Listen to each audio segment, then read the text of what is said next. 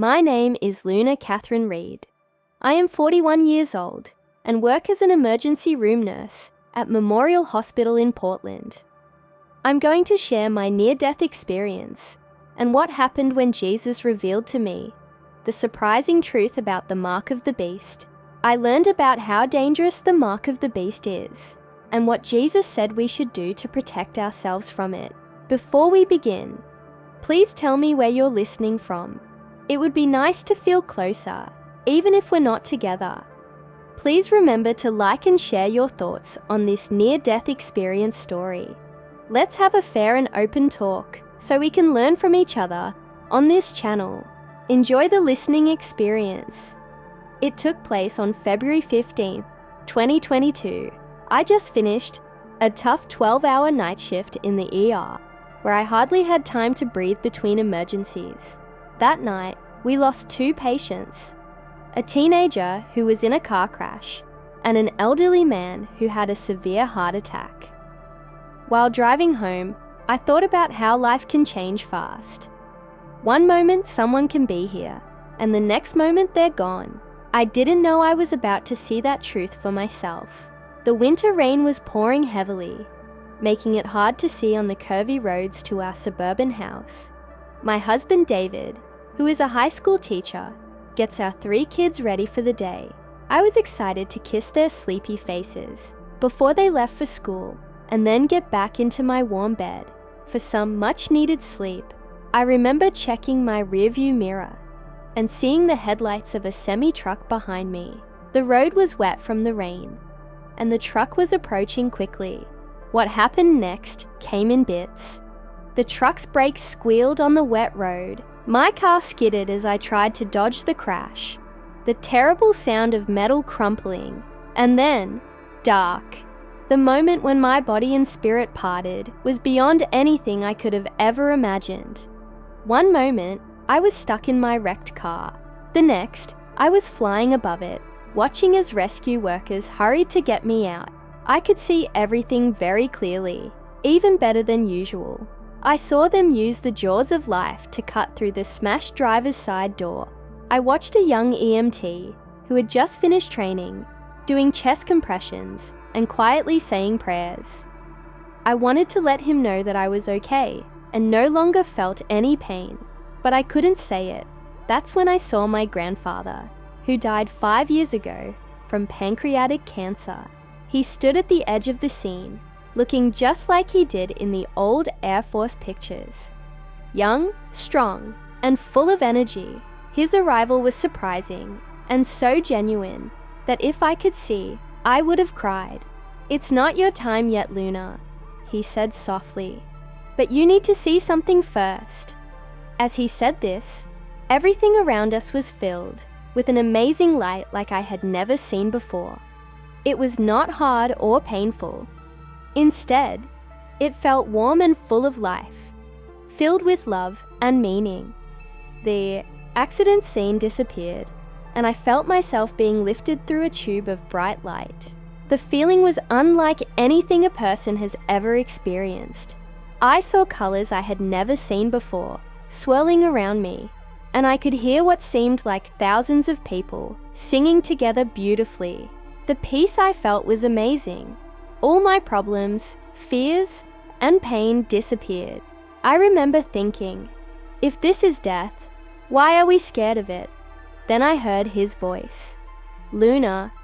It was just one word, but it held more love, strength, and power than anything I had ever felt before. I instantly recognized it was Jesus. His presence was strong, but I felt totally safe and understood. As I got used to his greatness, I could see him more clearly. He looked both familiar and extraordinary, like a person, but also something more divine. His eyes showed great knowledge and kindness, making me feel like my entire life was open before him. I felt no shame, just complete love and acceptance. "My daughter," he said, "I brought you here because I need to show you something important right away. Time is running out, and my people need to be warned." I realized I could communicate, even without using physical words. "Lord," I said, "I'm just a nurse. I've heard many patients share their near-death experiences. Who would believe me?"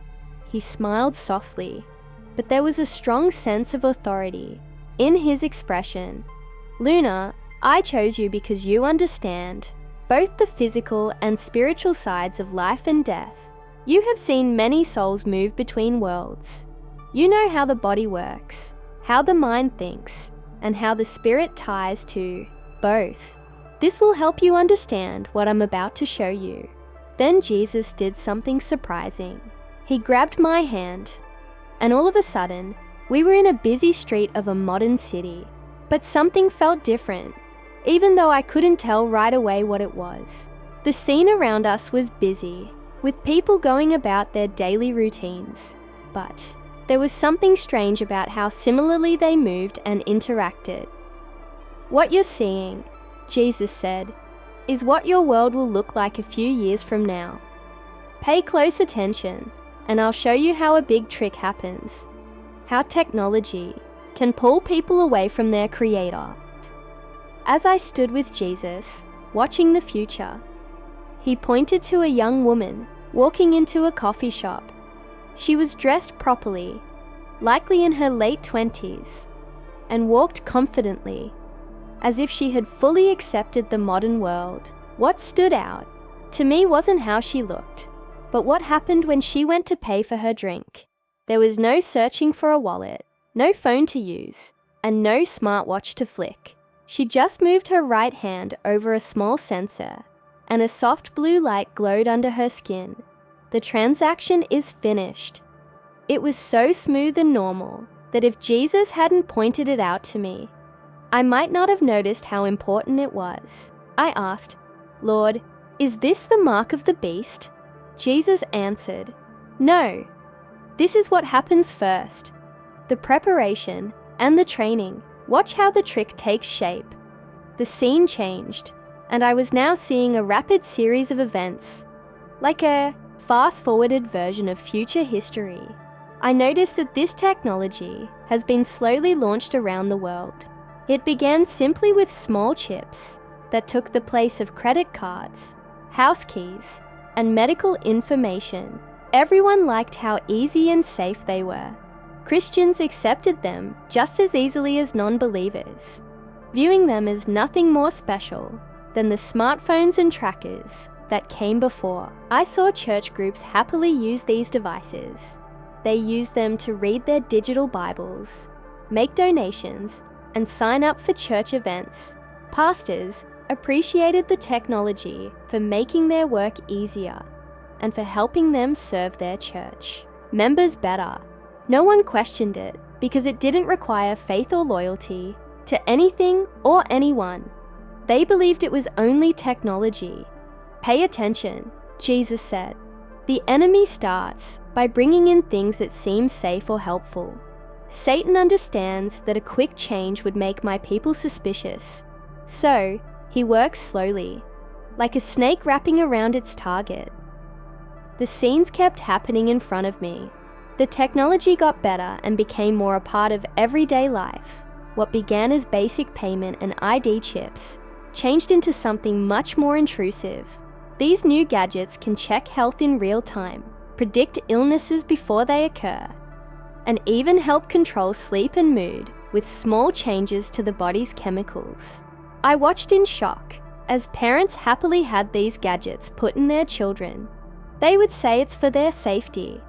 Now we can always know where they are, check their health, and keep them safe at school. This technology was mainly aimed at children, shown as a way to protect them in a world that seems more dangerous. "Lord," I said, my heart breaking as I watched a mother comfort her crying child after getting the implant. I can see how helpful this all seems. As a nurse, I understand the appeal of constant health monitoring. As a mother, I understand wanting to keep our children safe. How can we caution people about something that seems very helpful? Jesus looked at me with great kindness.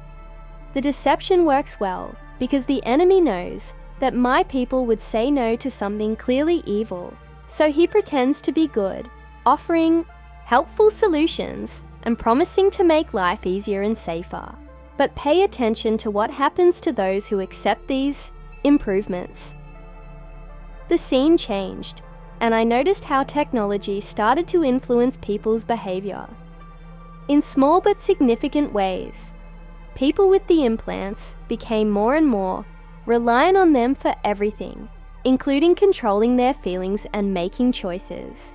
The gadgets would recommend what to eat, when to sleep, who to hang out with, and even how to think about certain topics. Pay close attention to this, Jesus said, pointing to a family eating dinner. At first, it seemed like a regular scene, parents and kids sitting together and eating, but something was very wrong. Their talks felt planned, and their feelings seemed controlled and careful. The devices were quietly affecting how they felt, what they thought, and even who they were. They don't even know about it, Jesus said. The changes happen slowly, so people don't realize they are losing their free will and that it's getting harder to hear my voice. I saw how technology affects every part of society. In healthcare, which is my area, it was especially harmful. Hospitals and insurance companies started requiring workers and patients to get these implants. They said it was for better patient care, for better tracking, for safer medicine giving. The scene changed to a hospital, and I saw myself, or what I might become in the future. A nurse was asked to go to her supervisor's office. She was one of the few who didn't get the implant, and even though she had a lot of experience and a great track record, she was being fired. "We can't put patient safety at risk," the boss said. "What if you make a mistake with medication that the system could have stopped? What if you overlook a small change in a patient's health that the implant would have noticed?" Do you understand? Jesus asked, how do they use good intentions, like safety and health, to take control? This made me see different places and situations from around the world.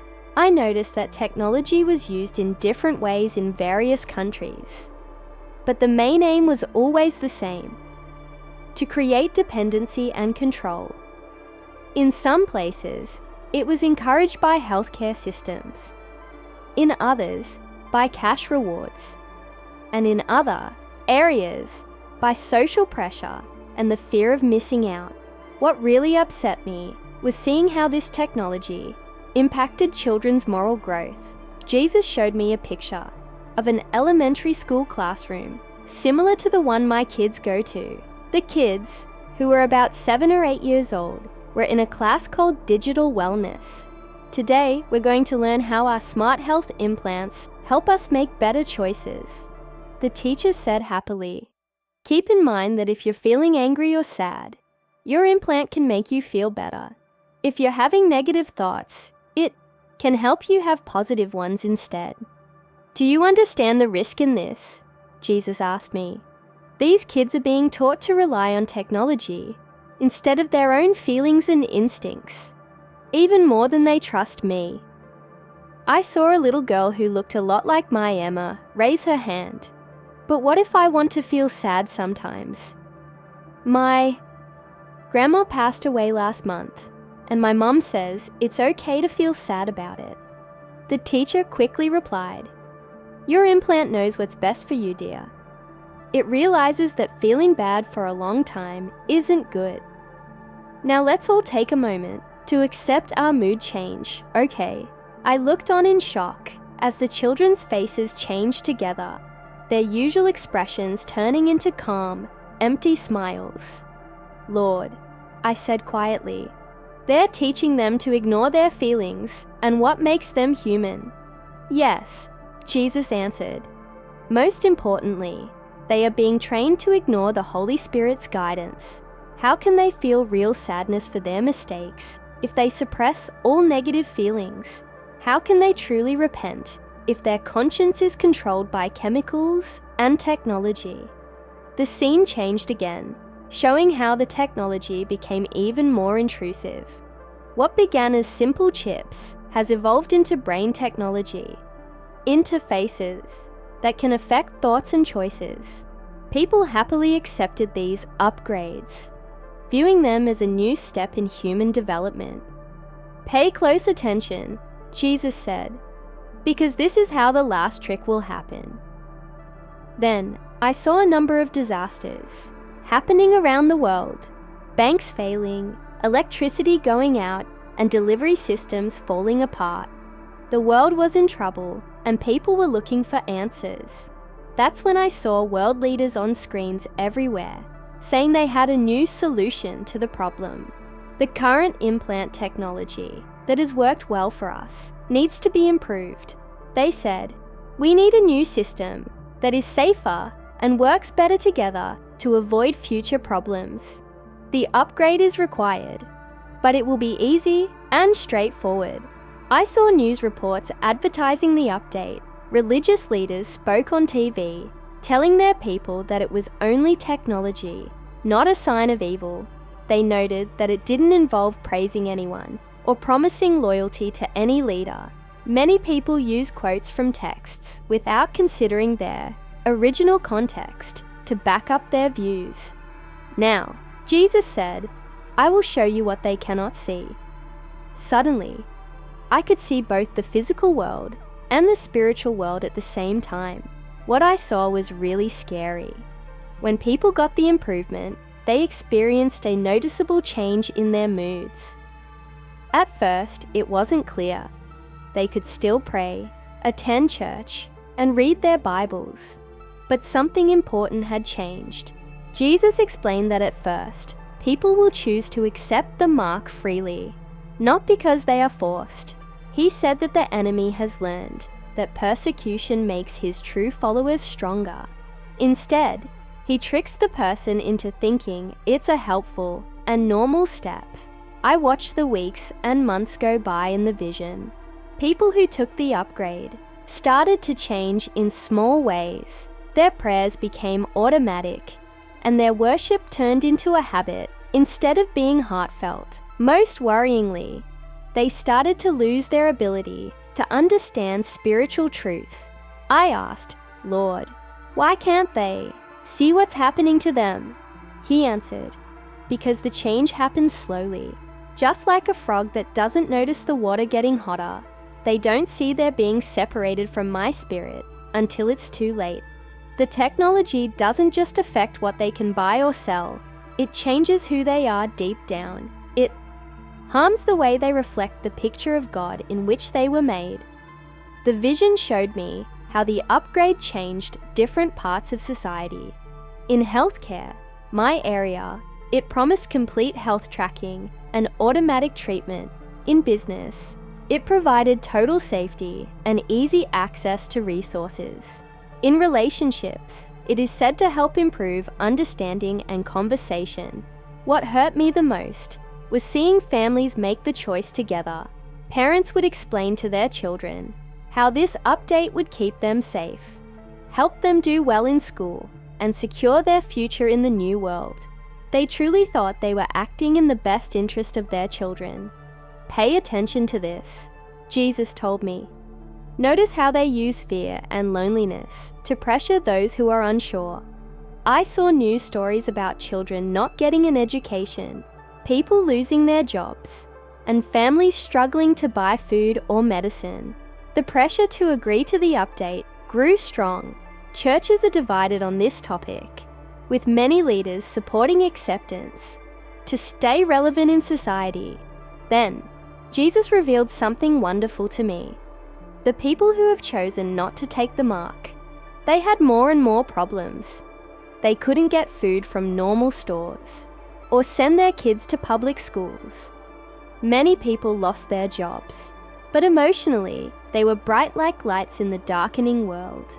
These are my loyal followers, Jesus said. They can see things others can't because they stay aware and open-minded. They have studied my teachings and learned to tell the truth from falsehoods. I saw these followers come together, helping each other, sharing what they have, and assisting those in need. They were not angry or afraid. They were calm but strong in what they believed. I witnessed something incredible: food increasing, unexpected help being given, and safety from those who meant harm. Jesus promised me, "My people will not be left behind." Just like I took care of Elijah by the brook and helped the Israelites in the desert, I will take care of those who remain loyal to me. I asked, "Lord, what should people look out for? How will they know when it happens?" Jesus answered clearly, "Be careful of technology that claims it can improve you beyond how I made you. It may seem like an upgrade to your mind and body, but it can harm your soul. Remember, I made humans in my image, and trying to change that is going against my plan. Also, pay attention to when things that are convenient start to feel like a must. What starts as a choice can gradually turn into a requirement for everyday life. The enemy understands that if people are forced to take the mark right away, many will say no. He will make living without it harder, so that many people will want it badly. Also, pay close attention to how technology impacts children. The enemy focuses on young people because they are more likely to accept things that their parents might doubt. Be cautious of technology that claims to make kids safer, smarter, or better behaved, as it may actually take them away from their true nature and their ability to connect with God. Fourth, notice how these changes impact people's connection with me. Anything that reduces their spiritual awareness, makes prayer feel harder, or weakens their sense of sin. These are warning signs. It's not just about buying and selling. It's about separating people from their Creator. As we observed these future events, Jesus showed me clear examples of how the trickery would develop. I noticed that the technology was first advertised as just a physical product, with no spiritual aspects at all.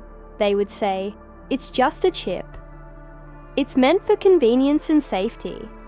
But over time, it could start to impact very important spiritual aspects. I noticed that after getting the implants, people started to feel God's presence less. Their prayers seemed meaningless, and their praise felt robotic. Most concerning of all, they didn't even notice the change. The technology gradually changed the way they understood religious events. What used to make them cry during prayer now hardly affects them. What once felt like clear direction from the Holy Spirit now seems less clear and harder to understand.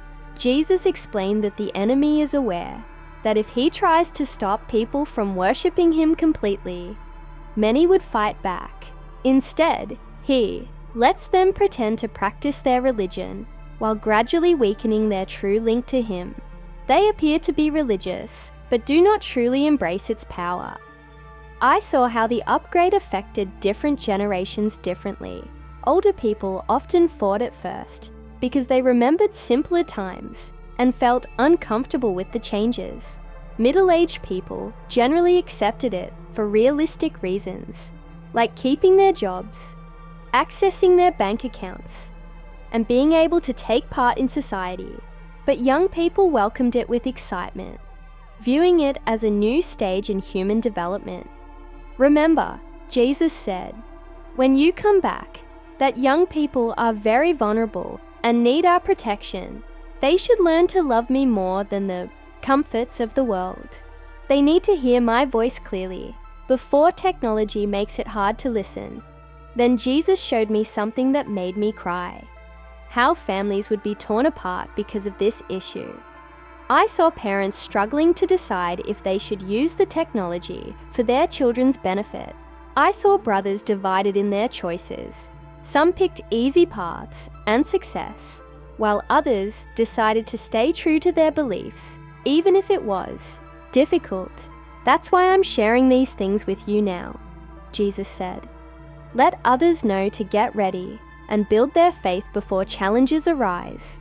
When the time comes, those who really know me will see through the lies, but those who just know about me will be easily tricked. I saw scenes of supernatural supply that amazed me. Believers who didn't take the mark found that their food was magically increased in their cupboards. Groups of dedicated Christians, helping one another, sharing tools, and teaching each other's kids. I saw angels keeping these villages safe from people who wanted to hurt them. Jesus promised me, my protection will be as real as the suffering. I will not leave my loyal followers. Then he showed me something that saddened me deeply. People I knew, including those I worshipped with, accepting the mark, believing they could still keep their faith. He said to tell them that once someone takes the mark, it changes something deep inside human nature.